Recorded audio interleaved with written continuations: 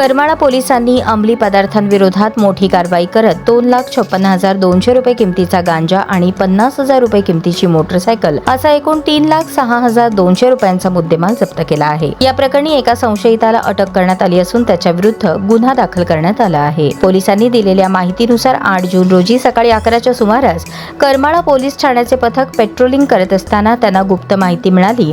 करमाळा तालुक्यातील सांगोबा प्लॉटिंग परिसरात एक व्यक्ती गांजाची विक्री करण्यासाठी येणार आहे। त्यानुसार पोलिसांनी सापळा रचला। पोलीस निरीक्षकांच्या मार्गदर्शनाखाली सहाय्यक पोलीस निरीक्षक, गुन्हे शोध पथक व इतर कर्मचाऱ्यांनी घटनास्थळी धाव घेतली। पोलिसांना पाहून संशयित मोटरसायकल स्वाराने पळून जाण्याचा प्रयत्न केला, मात्र पोलिसांनी त्याचा पाठलाग करून त्याला ताब्यात घेतले। तपासणी दरम्यान संबंधित व्यक्तीकडे असलेल्या पोत्यामध्ये सुमारे 10 किलो 248 ग्रॅम गांजा आढळून आला। जप्त केलेल्या गांजाची किंमत 2,56,200 रुपये इतकी असून वापरात असलेली 50,000 रुपये किमतीची मोटरसायकल देखील पोलिसांनी जप्त केली।